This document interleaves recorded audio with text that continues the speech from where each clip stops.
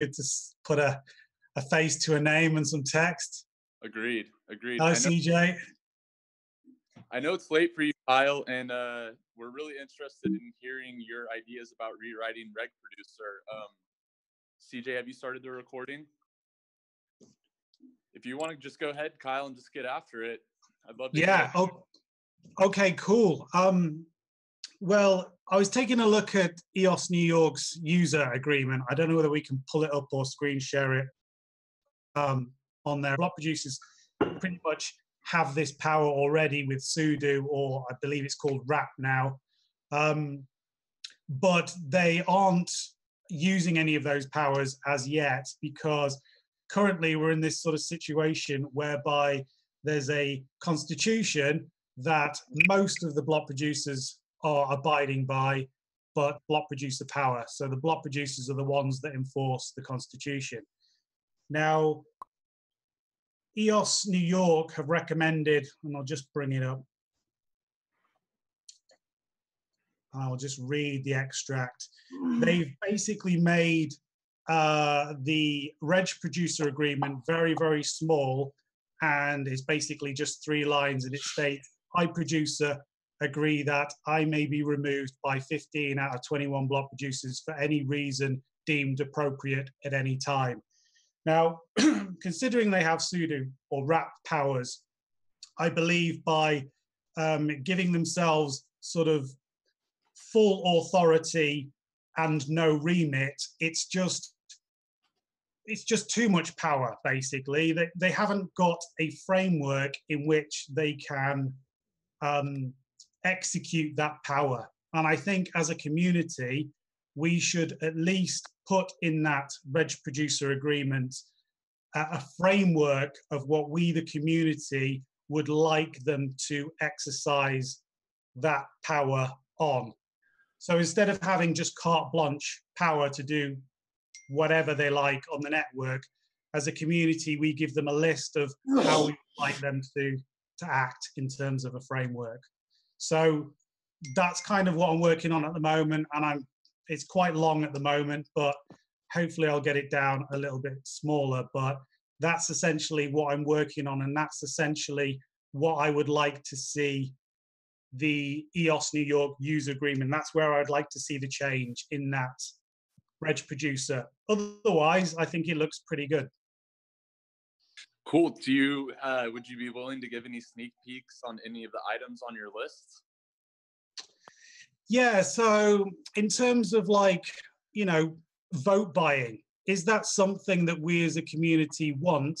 And if not, shouldn't that really be in Reg Producer, and we can basically instruct the block producers to unreg someone who is vote buying? Now, some say that that's not possible and we shouldn't even try and police vote buying, but that's a completely different topic. But things like this, in terms of a framework, is what I believe we need to be putting into Reg Producer. So basically specifying what we, the community, would like them to unreg a producer and what those reasons would be for. Would it mention how they would handle a dispute between 2 block producers? Sorry, can you repeat that? Do you think in the Reg Producer you will describe how a dispute would be solved between 2 disagreeing block producers? It would be a 15-21 majority. So basically the 15 would have to agree that, let's say in the Reg Producer agreement, the vote buying was in there. 15 would have to agree that whoever was doing the vote buying was doing the vote buying, and the evidence was there to be able to decide on that. You can't just, because of the way that it's worded at the moment, and this, you kind of bring it up by saying that point, how it's worded at the moment, block producers could effectively just get together and go, well, we don't really like that producer, let's just, because we've got a reason to just ban them, we don't need to give any other reason apart from we're allowed to do it. That's in the Reg Producer. There's no requirement for them to give any reason. And that's why I'd want this Reg Producer to be more of a framework Therefore, they have to pick from that framework where their reason is coming from for doing what they're doing. Cool. Well, thank you very much for the explanation. Feel free to stick around if you want when we talk about some other stuff. But in the spirit of Synchronize, I want to just reiterate that Ryan Betham has let me know he's interested in rewriting Reg Producer 2. So maybe you guys can have some work together. Sure. It'll be interesting to see what Ryan comes up with as well. Cool. Thank you. Thanks, man.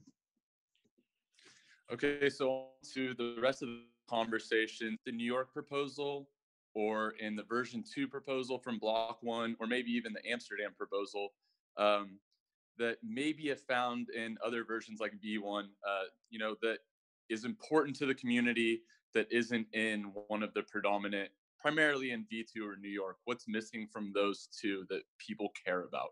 I'll just let the floor take it.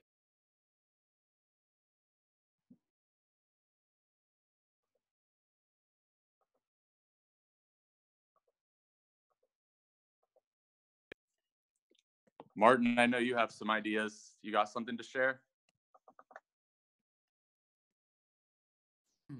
Well, I just woke up and I had a lot to say in the Chinese call, so it would be great if the floor would have also some other opinions. Yeah, what's not in the what's not in New York or in V2 is some sort of base layer arbitration. Little hint there. That's it for me.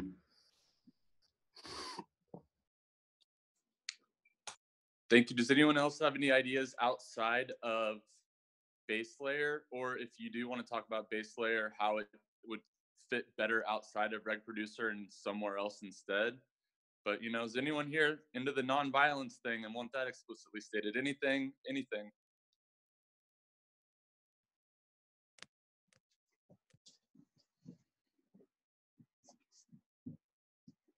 I mean, I'm not sure how the non-violence thing is even going to be enforced. How do you even begin to enforce such a thing? You know? Absolutely. I was just throwing out a random idea, hoping someone would have something else that they're interested in. But, you know, if you look at Telegram, it almost seems like base layer is the only thing anyone even cares about talking anymore. So maybe that's all we do need to discuss is, does it fit best in Reg Producer? Does it fit best outside of it? And how would you, the community, like to see it introduced, if at all? I'm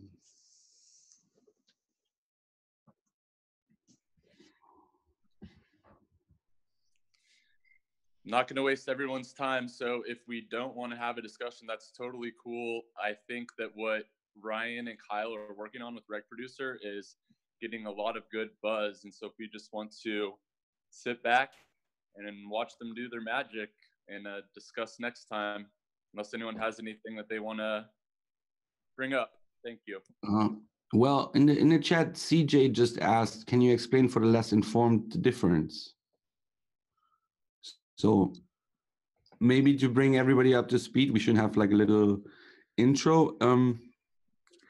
Besides whether or not base layer, yes, no, I would like to discuss if we can layer arbitration, have like less priority cases on DApp layer and like something like high priority cases on base layer to have some kind of checks and balances established and have something like, I think with Justin and Dimitri in the call, like have some sort of Supreme Court on base layer, but everything else is basically on DApp layer.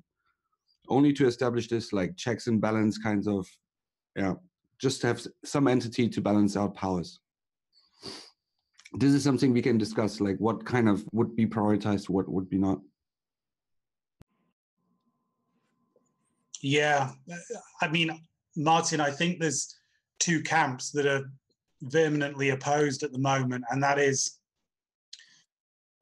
base layer and DApp layer. And at the moment, there doesn't seem to be any meeting at the moment at all on that. Yeah, would some sort of meeting or some sort of compromise be a potential solution to bring those camps together? Oh yeah, compromise is always good. Yay, compromise. Yeah, yay for compromise. I think if compromise was to be reached, we need to start with a scope from ECAF. So at the moment, their scope is very broad and wide-ranging, and I think that terrifies people, especially people who are, you know, heavily amongst the blockchain culture. So I don't know whether we can bring ECAF into the discussion, and basically, I think they could, if they're having a willingness to sort of maybe reduce their scope, or at least come in and discuss how they see their scope and give us more detail on it. I think this kind of like shutting themselves into silence isn't helping their cause any, really. Yeah, totally agreed. But if in a new proposal, we would basically define the scope. I don't think we need ECAF to define their scope. That's kind of like, again, self-appointment then. That was the major issue with ECAF, that they self-appointed and self-appointed their scope. So in a new proposal, it should be basically their scope defined. Yeah. Right? Exactly. So, and that's where both camps can maybe agree on. So how do you see their scope being, how would you define their scope? Or do you have an opinion on it? Well, my opinion is just like that. I would like to have some sort of entity that basically can enforce referendum, for example. So when BPs decide not to enforce any decision made by referendum, then there needs to be some kind of higher power to basically enforce that. That's like, for me, the most crucial point. Because like in what we're trying to build, like referendum should be like the highest power.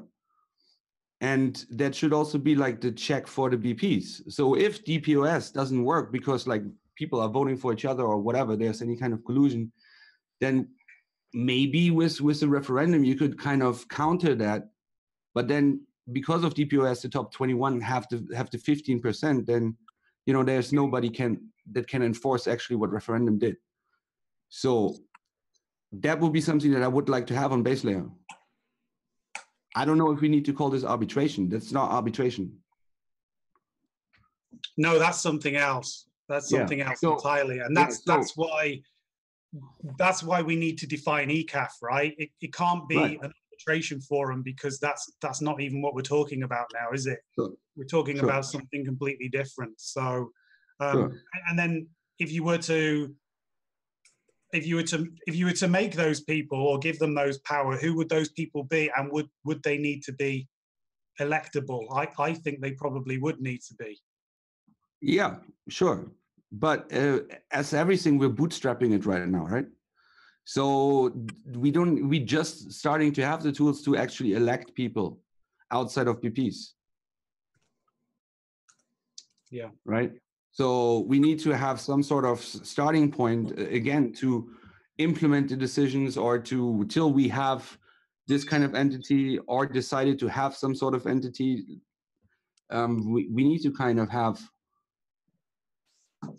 those people or this entity functioning just to administrate this power or define this power. I don't know. You know, we need to have someone there right now. And later they can be elected. Sure, it should be similar to, similar maybe to how the alliance works. You know, maybe not. Yeah, I think what you've got at the moment is you've got some BPs. I'm not going to mention any names here, but some BPs aren't abiding by the Constitution, right? ECAF aren't doing anything to that. Now, whether they need 6 months to go through the case and to find the evidence before they can act and all those kinds of things, that's a different story. But at the moment, there's some block producers who are completely ignoring the Constitution, and there's no way for those block producers to be held accountable, right? Well, and the whole thing just looks stupid at the moment. It just looks like the whole thing is just not working at all. Sure, because it's not ratified. If you talk to those block producers, they will tell you the first thing, hey, the constitution is nice, but it's not ratified. So we don't need to comply.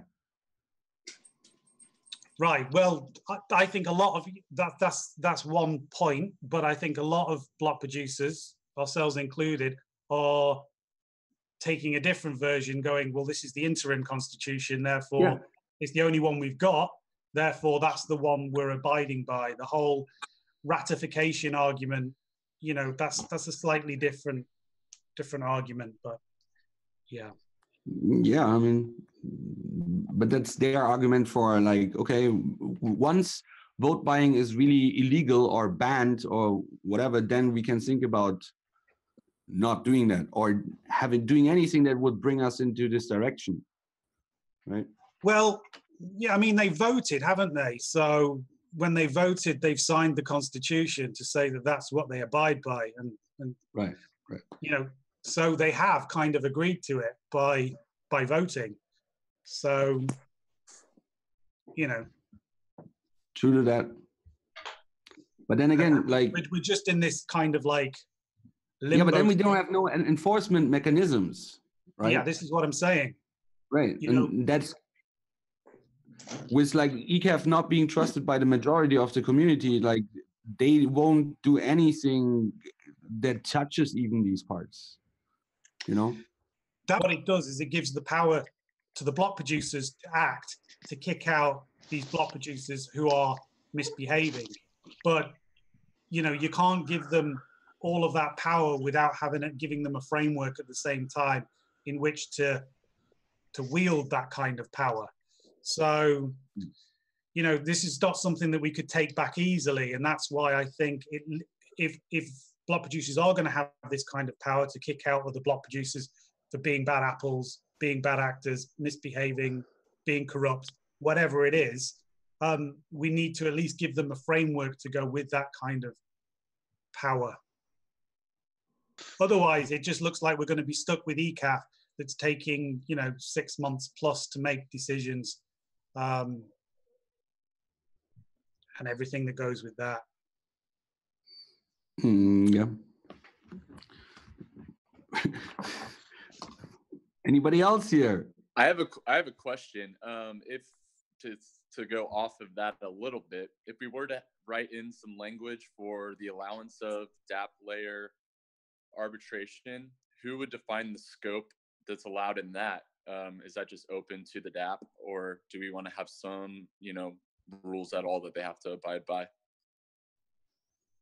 That'd be the rule of the DApp, I would presume. Okay. Cool.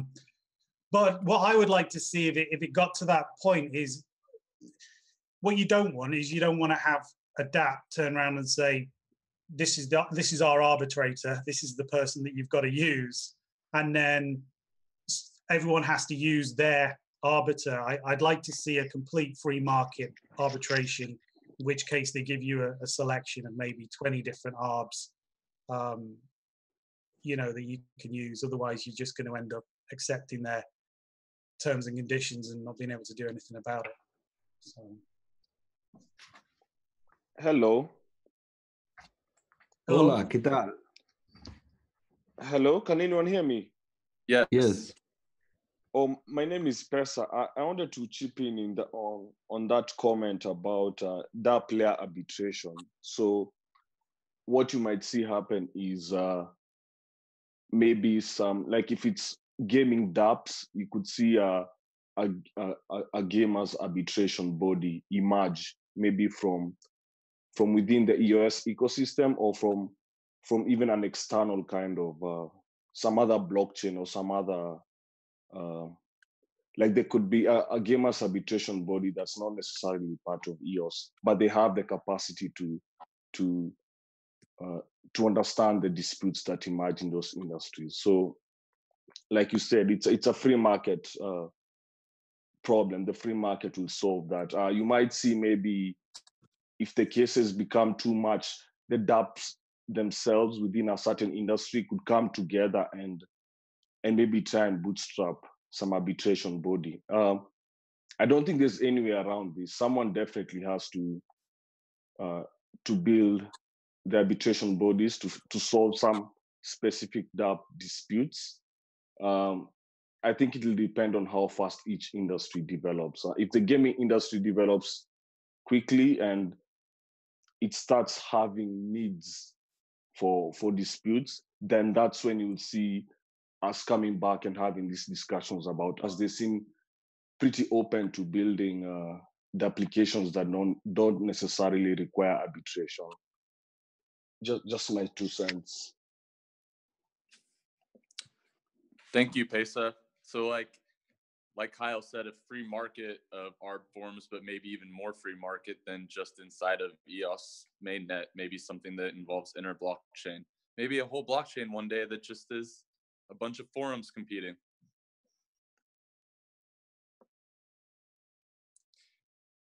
Anybody else have any opinions on putting base layer extra rules on how BPs can use their power into reg producer specifically? I really think that this is a cool idea that a lot of people are talking about. And if you have any ideas for what Kyle could add to his list, maybe that you would want to share, besides the vote buying he mentioned?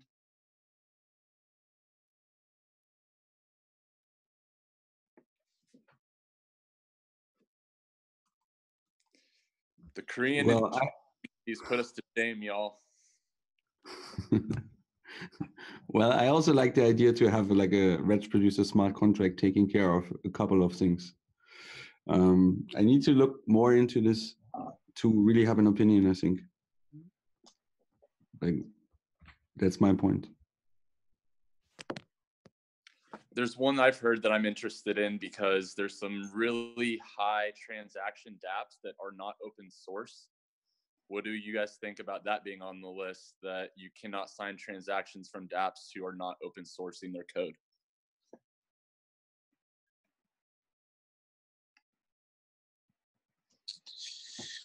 Is that important to people? That's something that distinguishes mainnet from some of the other newer chains, is like Warbly and Telos are both allowing for you to enterprise your dApps and keep them closed sourced in many instances. Is that something that we should be considering more and not put in the reg producer language this go round? I think it comes back to enforcement or the lack thereof. I mean, the rules of EOS are clear, right? dApps need to be open source and they need to have Ricardian contracts. A lot have neither.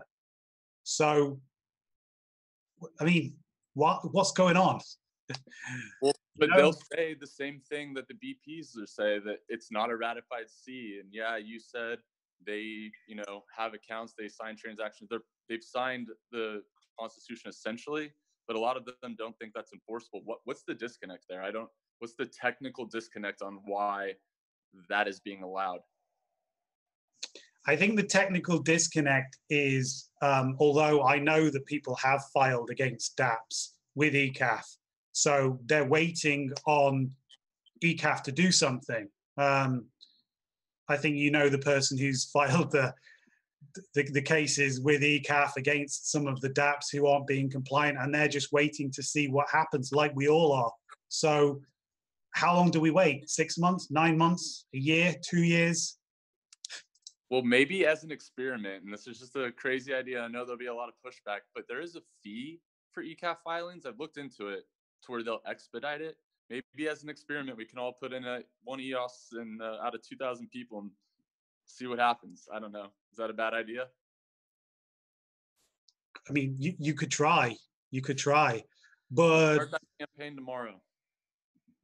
But I get the argument that ECAF are making, they're underfunded, they're under-resourced, right? Paying for justice, possibly that's a way to go. I don't know. I think at the moment, I think a lot of people are so frustrated by ECAF, and this just appears to be an experiment that just hasn't worked. We've given it a bit of time. Again, I can see the reasons why it hasn't worked: lack of funding, lack of people, and stuff like that. But when do you give up and try something new? When do we reach that point? I think when we have a model that could work. I mean, a lot of people talk about free market arbitration. Do we want that? Great. You know, I think I believe in this, but this again, I don't think it has something to do with what we should do on base layer. This kind of arbitration, the free market, you know, the dispute resolution. I think that's something else. Also, like ECAF doesn't necessarily, like ECAF is just one word. It doesn't necessarily have anything to do with base layer arbitration, I think. So a lot of negativity from ECAF shouldn't be just like channeled to this idea of having that going on, you know. So I think the majority of the community thinks and believes in that the free market arbitration should be like allowed. You know, that it's not like that ECAF is the default. You know, technically it's not the default right now. You can appoint any other arbitrator. But matter of fact is that nobody even knows how. So everybody falls back to ECAF anyway at the moment. If I'm not mistaken. How that would work? How could we right now say, I want to experiment with a different forum, and I want to, I guess the problem is that both parties have to agree to the forum. Is that what the language says? I can't remember exactly. Yes.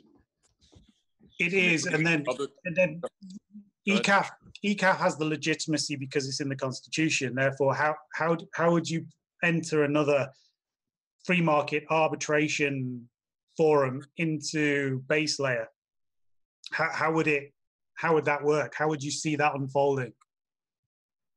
Well, we have in China, we have EMAC. They could easily spin off and create a second forum, right? For example, because like some people might be more comfortable doing a dispute resolution in their native language, right?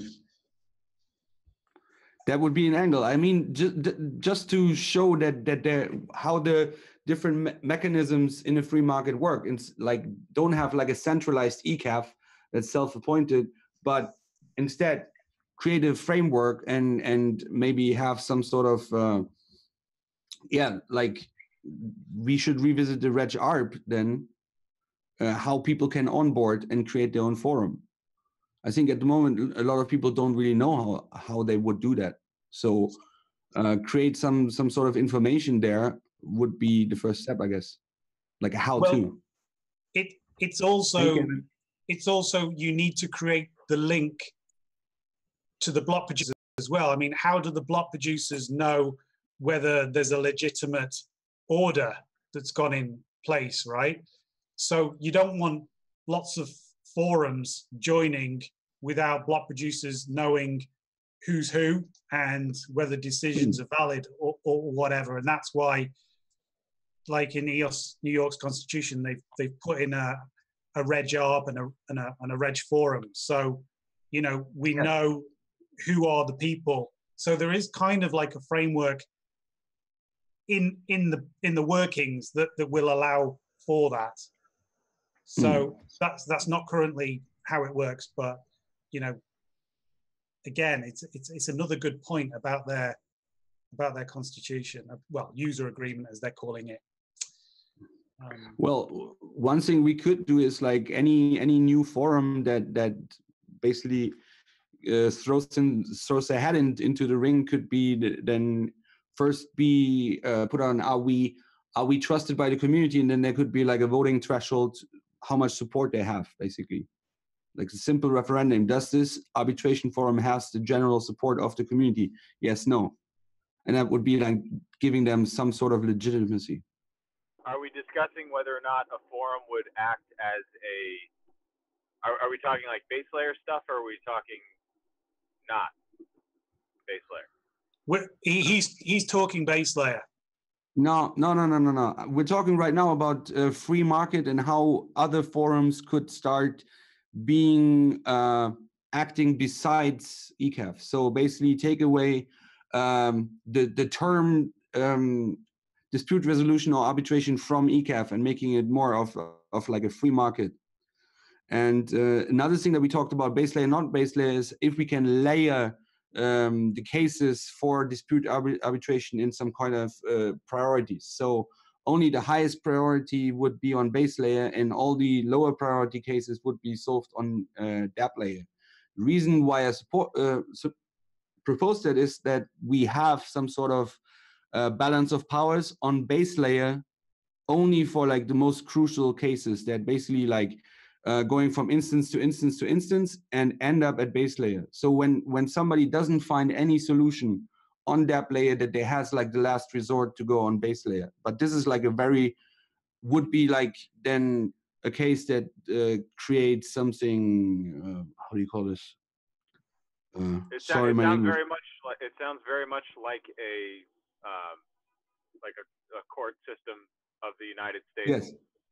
Yeah, I called it Supreme Court before, not Yeah. knowing extremely well the American system, though. There currently is with ECAF now. There is a method for other DR vendors to do business on EOS, and that is through their section 5.3, something like that, of the RDR, where it concerns for external courts. I would say that in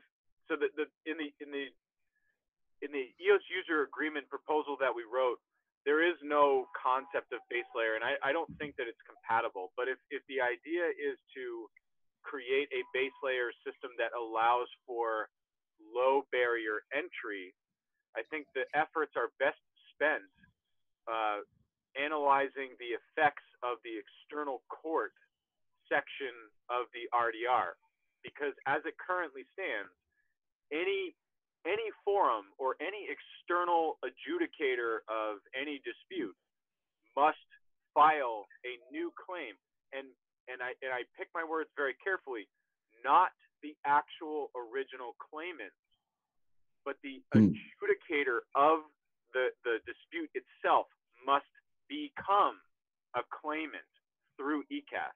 It's very, very flawed. It's very difficult. So I would spend my time there if I was trying to create base layer plus low barrier to entry. Agreed. Good point. I think that's 5.4 external courts from RDR. Justin just put this in the chat. Yeah, 5.4. Thank you, Justin. Okay, awesome. We have a question in the chat. I mean, the discussion right here is not that lively and vivid. I think we can address a little bit what's going on in the chat.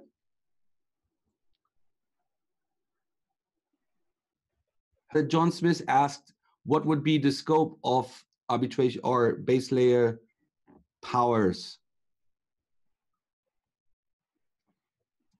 Earlier I said it would be basically a power that could implement any decisions made by referendum and basically enforce the referendum towards the BPs, just whenever BPs would decide not to obey referendum, just to have like a very extreme case to basically show why I would like to have something on base layer. It's interesting that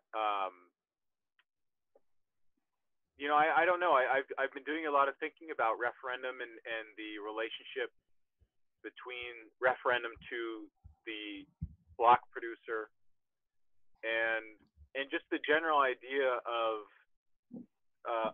how this is a participatory kind of experiment. Like, you choose to be a part of it, and if you choose not to be a part of it, you can walk away. Unlike terrestrial laws, you can't choose to not be subject to them, right? You just step into a new territory and you have a new set of laws, but you can leave EOS.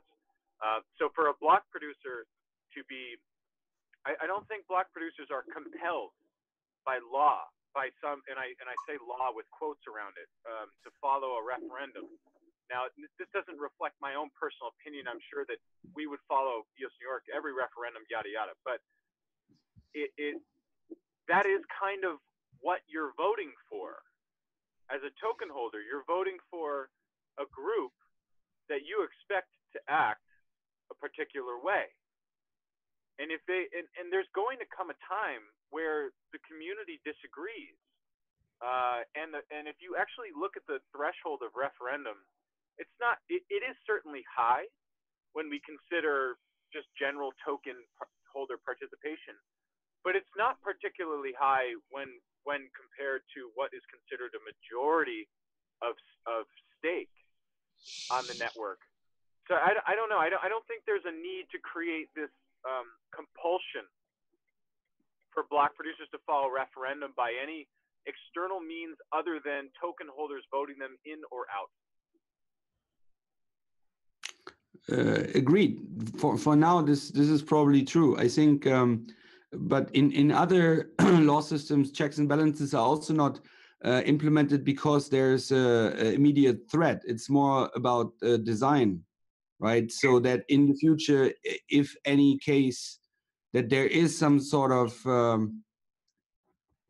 structure to prevent any cases, any whatever, bad players colluding together to not obey the referendum.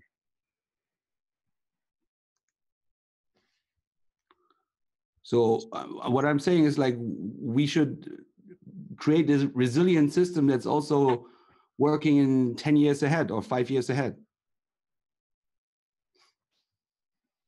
Because changing things in the constitution or in the system, like in 5 years, will be way harder than doing it now from scratch. I agree. I don't know if we have the benefit of.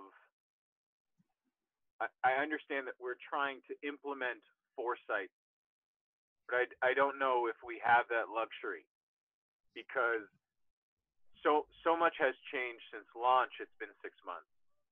So much will change, and if we're talking about something as complex as establishing a public utility style court system of dispute resolution, specifically arbitration, with right now, with no foreseeable or reliable method of funding at all, I don't know how complex we can get.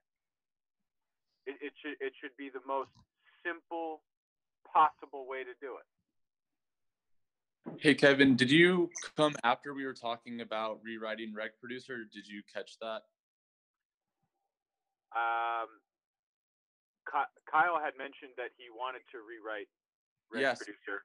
His idea there is just to make a little bit of a list of like a few major things that people might care about that BPs are allowed to use their power on, instead of it just being everything. Are you okay with this idea? And if so, are there things on the list you would like to see or not see? I don't think it's important for me to weigh in on the things that should or should not be on the list, but I would like to comment on the purpose of the list itself. I think that to add or subtract anything with regard to a list of prohibitions in the Reg Producer Agreement would only serve to bolster the confidence of block producers in their decisions.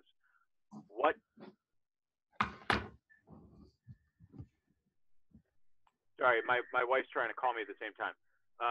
It would basically serve to empower block producers in their decisions on what is acceptable and what is not.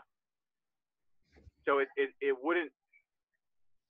The thing is like we can have this ethereal set of things that are allowed or not allowed, or we can write it down and risk all of a sudden them being allowed, like how we see now. It becomes chaos when what is explicitly prohibited becomes status quo.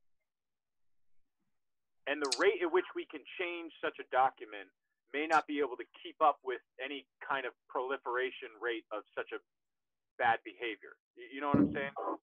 So by leaving it blank, it allows block producers to just say, we can just react to the current state.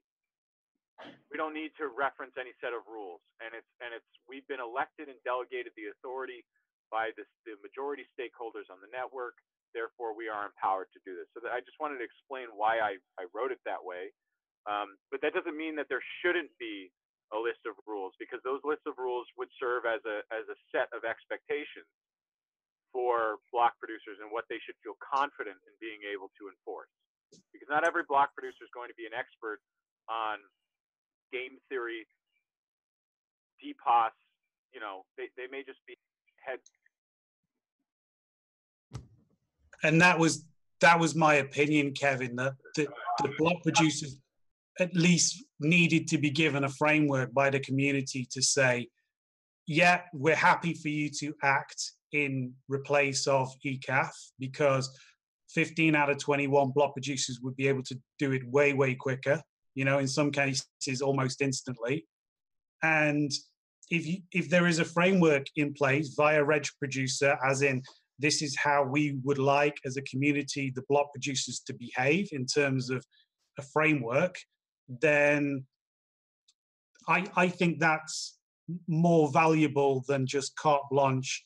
We can remove a block producer for any reason. I'd like those reasons stated why you're allowed to remove another block producer. Otherwise, it might just sort of become this sort of cabal, and you make up like very, you know. Well, the only way that it's enforced is through 15 out of 21 anyway. If there is a cabal, they can ignore everything that's previously written. But what I hope we can also focus on is applying things with the benefit of hindsight. So by leaving it nearly blank, 6 months, and I mean, so there's a, I thought it was a good way to add this as a definition of a governing document, and then say governing documents are such, treat them as such. If you were to remove reg producer as a governing document and allow block producers to amend it, essentially creating a precedent for each case where they were to remove a producer, for example, that was acting maliciously. What does acting maliciously mean? Well, 15 out of 21 can figure that out over the next year and then record their findings in reg producer, which they can do without the encumbrance of referendum, because it's no longer included as a governing document requiring such token holder intervention. Yeah, but I think giving them that carte blanche power without stating in the reg producer that block producers can't move public funds, you know, system contract funds, savings, you know, whatever. I think things like that need to be specified, because we don't know which 15 block producers we're going to end up with. We could end up, who knows how it goes, that with there being no sort of framework within a constitution or a reg producer, you could effectively allow 5-6 different block producers all under the same ownership, all in the top 21. And then, you know, if we had that kind of situation, you know, and there's no rule in there that says you can't move public funds without a referendum, then who knows what could happen in a situation like that. Yeah, and that was, and even if that is written in the EOS user agreement, you know, there's anybody reading it can see that there's a lack of rules in the EOS user agreement, because it's a guideline, it's a set of expectations, and I felt that the network funds was important enough to mention. But even though it's mentioned, if 15 out of 21 decide they don't care, it doesn't matter if it's mentioned or not. Well, I think it kind of does, because everything can be reasoned, right?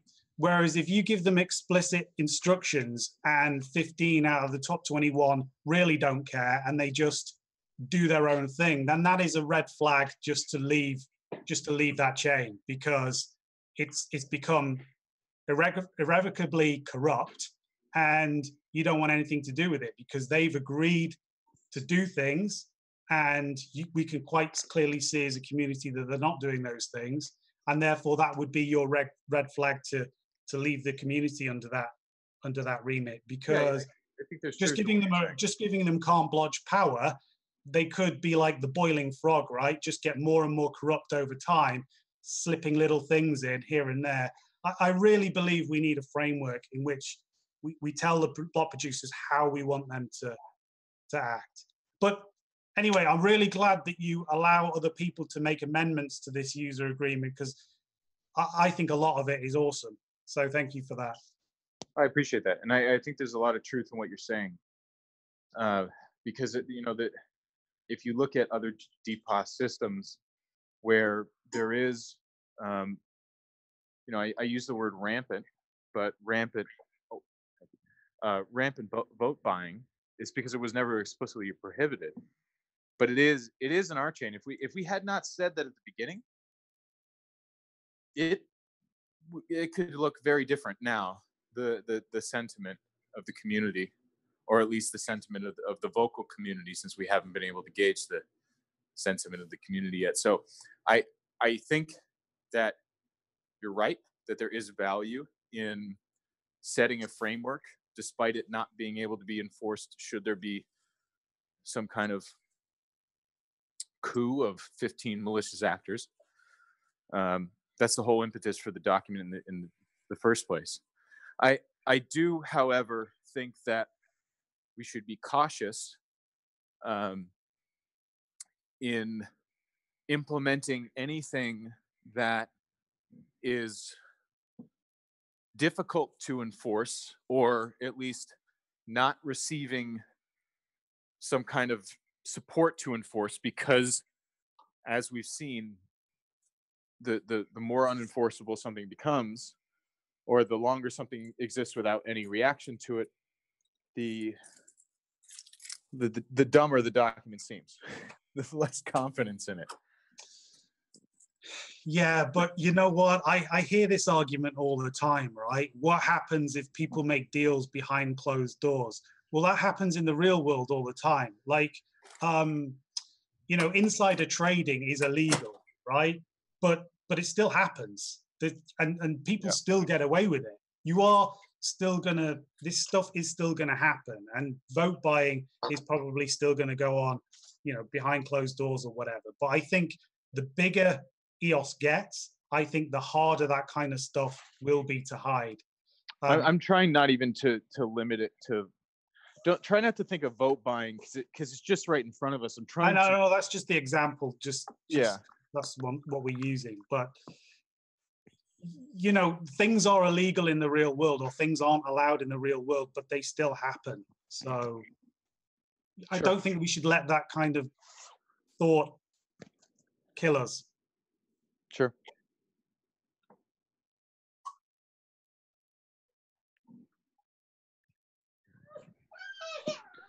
So I'm going to go on mute for a second. I just got home. Thank you, Kevin. Thanks, Kevin. I'm still here. I'm just going on mute. He's going to feed the baby.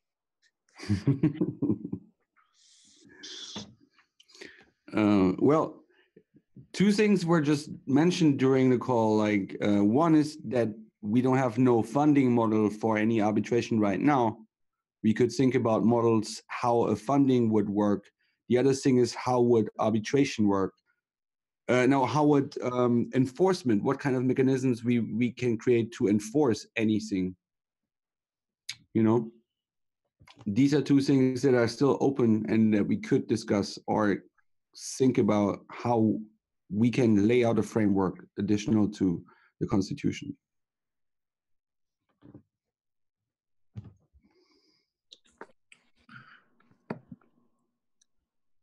Does anybody have any other thoughts they want to share on what we have discussed in general? We've gone over a lot. I've taken a lot of good notes that I'll follow up in the Synchronize channel with.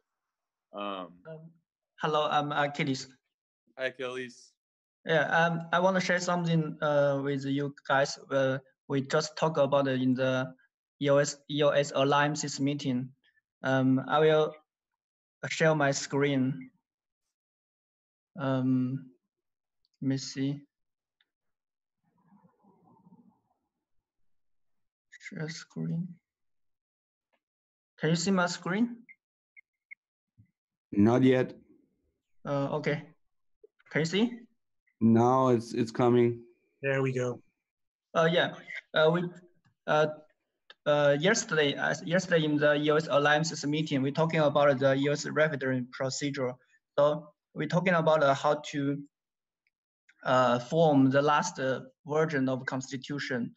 We're talking about 4 stages. The first stage is also Martin joined the meeting, so he knows the details. We're talking about we should list the key issues, just like we just talked about. The base layer of free market of arbitration. Should we allow voting proxy? Should we allow vote buying? This kind of question. And we list these key issues in these days. Then we deliver these questions to the referendum to the EOS community, let them to decide. We choose maybe top 3 questions to the EOS community to let them to decide which this question should be decided before the final constitution to be referendum. So, for example, if we list 3 key issues like base layer, yes or no, allowing voter proxy, yes or no, should we punish the BP's fault, yes or no, the public decide first. Then the third stage, we ask the different leader of the constitution groups to revise the constitution according to the issues decided by the community members. And then in the fourth stage, we ask we choose one. We have 2 plans. The first plan is to integrate all the constitution into one constitution, one version, or we just choose 2 or 3 last version to deliver to the community to do the final referendum. So we haven't decided. The fourth stage we haven't decided. We choose which way to go, but we are talking about. So I just want to introduce our plan. What we're talking about in the EOS Alliances meeting. So if you have any question, you can ask me. Oh, Martin, I think Martin also knows this. Well, very well presented, Achilles. Very well done. Thank you, thank you. Achilles, can you sharing that, please? Share a link? Yep, thank you, Kevin. Share the screen, sorry. No, share a link to the document that you just showed, I think. And please go back to sharing it on your screen. Okay. Yeah. So what we were discussing in the Chinese community yesterday, or also in the call before, is basically having some kind of campaigning for the referendum. So we have like 2 to 3 different work groups that basically prepares for referendum. One is preparing some sort of like advertising, and one is like listing these key issues and basically opening documenting the debate a little bit for the token holders that didn't follow the whole discussions in the last few months, basically summarizing and distilling the arguments pro and cons in the community first, and maybe have some arguments by like very well-known opinionated community members, and then basically have this debate somewhere public to follow through. I created some sort of framework yesterday as well. I can share right here. I just put it in the chat. Wait.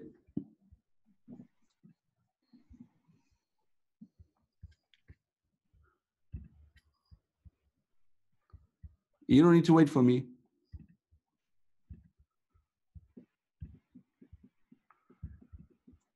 Should I stop? I apologize for the ignorance, but I know that I saw at least one planned scheduled meeting to discuss the specific user agreement. Is that this meeting? That is not specific to this meeting, but we are, well, technically, yes. We're talking about what is missing from the likes of V2 and New York proposal that people would like to see, and base layer or arbitration in general just seems to be the sticking topic. But if there's other things, people I can't wait to. I'm trying to collect my thoughts and publish on why that's a distraction and hurting us all. But the, can you put that back on the screen, Achilles, please?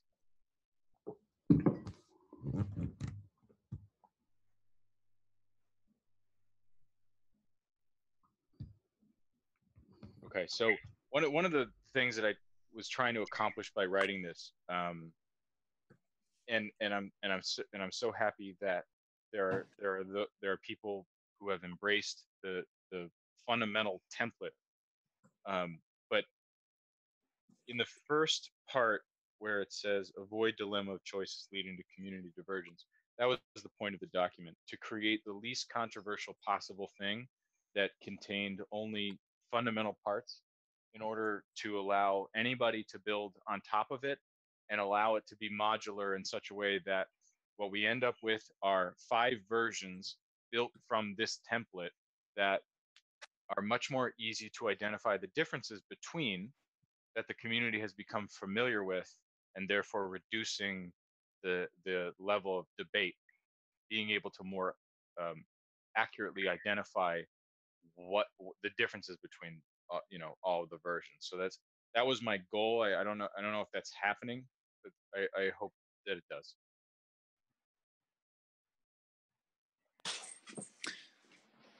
Great. Thank you, Kevin and Achilles, for sharing that as well. We're getting near the hour mark, so I think maybe the best thing to do now is to just ask that those documents that the Chinese community put together are shared in the Synchronize group and wherever else on Telegram.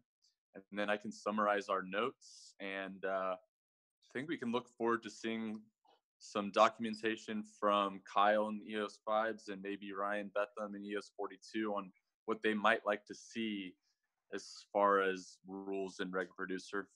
And then meet up again next week to discuss. Does anyone have any parting comments? Good night. Thanks, everyone.